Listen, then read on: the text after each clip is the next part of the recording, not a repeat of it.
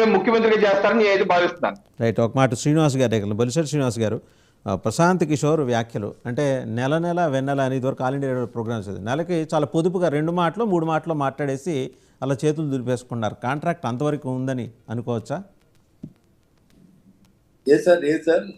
ప్రశాంత్ కిషోర్ వ్యాఖ్యలు జగన్మోహన్ రెడ్డి గారి మీద చాలా పొదుపుగా నెలకోసారి 2 సార్లు మాట్లాడేసి వెళ్తున్నారు. పూర్తి స్థాయిలో ఆయన ఈ కన్సల్టెన్సీ తీసుకోకపోవటం వల్ల ఇంతవరకే అండర్స్టాండింగ్లోకి వెళ్ళారని అనుకోవచ్చా ఆయన మాటల్ని? నేను ఒకటే చెప్తాను, ఇవాళ అనుకూలంగా మాట్లాడారని, ఆయన గొప్పడని. ఆ రోజు అసలు ఈ రాష్ట్రానికి దౌర్భాగ్యం రావడానికి కారణమైనటువంటి వ్యక్తి ప్రశాంత్ కిషోర్. కాబట్టి అతని గురించి నేను ఎక్కువ కామెంట్ చేయదలుచుకోను. ఇవాళ నేను కూడా చాలా ప్యానలిస్టులు చూస్తున్నాను. ఇవాళ రాష్ట్రంలో అన్యాయం జరుగుతున్నా సరే న్యాయం జరుగుతుందని చెప్పే ప్రయత్నం చేస్తా ఉన్నాను. దీన్ని ఎంతవరకు మనం తీసుకోవాలి చూడండి ఒకసారి. ఇవాళ మనం చాలా మంది ప్యానలిస్టులు చూసాను నేను. ఇవాళ మీరన్నదే నిజం అనుకుని ప్రజలు నమ్మే విధంగా మాట్లాడటం సబబు కాదని నేను అనుకుంటున్నాను.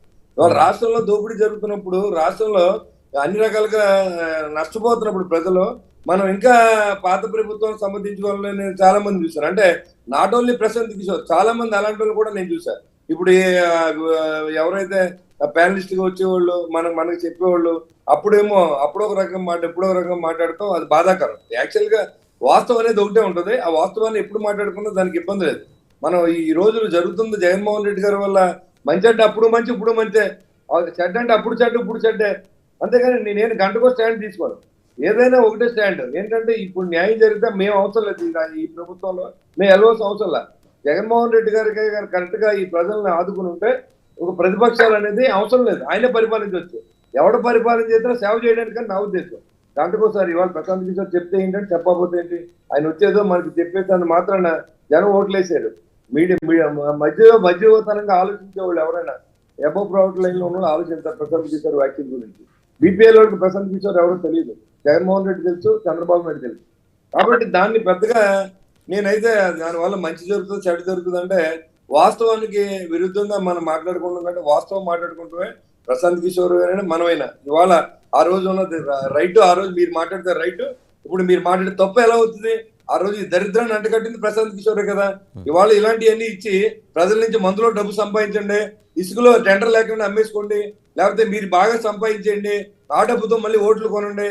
ఓ పక్కన ఈ మత్తులో ఏదైతే మీరు ఇచ్చే నవరత్నాన్ని మత్తులో జనం ఉంచండి, ఎప్పుడు వాళ్ళని బయటికి రానివ్వకండి అనేది ఆయన ఉద్దేశం. కాబట్టి నేనే ఏకీపిస్తాను ప్రశాంత్ కిషోర్కి. ఆ రోజు ఒకసారి తప్పు చేసి అర్రే తప్పు అయిపోయిందంటే చేసిన తప్పు రైట్ అయిపోతుంది కదా. రాష్ట్రంలో చూస్తే కార్లు ఎక్కడికి వెళ్ళలేని పరిస్థితి, రోడ్లు వేయాలి కదా. అప్పుడు ఆ రోజు సైజ్ చేసి ఉండాలి. సంక్షేమం అభివృద్ధి సమానంగా తీసుకెళ్ళాలి జగన్మోహన్ రెడ్డి గారు. మీరు లైఫ్ టైం ముఖ్యమంత్రి అని చెప్పాలి. అది మానేసి మీరు ఈసారికి మీరు ఇలా చేయండి, వచ్చేసారి మీ దగ్గర డబ్బు ఉంటుంది, ఆ డబ్బుతో మళ్ళీ ఓట్లతో జనాన్ని కొనండి తప్ప మీరు ఇంకేం లేదు. ఈ వాలంటరీ వ్యవస్థను మీ సొంతాన్ని వాడుకోండి. ఇవాళ వాళ్ళందరి మీద డిపెండ్ అయి ఉన్నారు, కార్యకర్తలతో మీకు సంబంధం లేదు. ఇలాంటివన్నీ చెప్పి వెళ్ళిపోయిన వ్యక్తి ఈ రోజు వచ్చి ఆయన చెప్తే నేనే బిలీవ్ చేయను. ఆయన ఏదో మాట్లాడుకుంటాడు, ఆయన మాటలు నేను పెద్ద బిలీవ్ అవ్వను. ఎందుకంటే ఈ రాష్ట్రం ఎంత నష్టపోయిందో నాకు తెలుసు. అంటే నేను కూడా 62 సంవత్సరాలు నాకు. ఇప్పుడు ఈ 62 సంవత్సరాలు చాలా మంది ముఖ్యమంత్రులు చూశాను. ఎంత ఓపెన్ గా నేను ఏం చేసినా నాకు ఎవరో సమాధానం చెప్పలేనటువంటి ముఖ్యమంత్రిని జగన్మోహన్ రెడ్డి గారు. మీరు ఇచ్చేది ఏదో ఇచ్చేది పావులో ఇచ్చి రూపాయి తీసుకుంటారన్న సంగతి ఎవరికి తెలియదు. ఇవాళ మీరు అన్నారు కదా డీజిల్ 15 రూపాయలు అంటే సార్, నాకు లారీలు ఉన్నాయి, 60 లారీలు ఉన్నాయి. లారీకి ప్రతిరోజు 200 లీటర్లు కొట్టిస్తే ఎన్ని రూపాయలు మేము నష్టపోతాం? ఆ డబ్బులు ప్రజల మీద ట్యాక్స్ పడదా రైట్ పెరిగితే? ఇది ఒక రైతు ట్రాక్టర్ తో ఆయిల్ కొట్టిస్తాడు సార్. ఒక మామూలు పాలకాయని తెచ్చుకునేవాడు సార్ ఉండండి సార్ శ్రీనివాస్ రెడ్డి గారు 1 గంట ఎక్స్టెండ్ చేద్దాం, లేదా క్లియర్ గా మాట్లాడుకుందాం. శ్రీనివాస్ రెడ్డి గారు మళ్ళీ ఈ సబ్జెక్ట్ మీద రేపు మాట్లాడుకుందాం, సమయం కూడా పూర్తయింది. థ్యాంక్ యూ శ్రీనివాస్ గారు. ఖచ్చితంగా మనం will discuss tomorrow also. And రేపు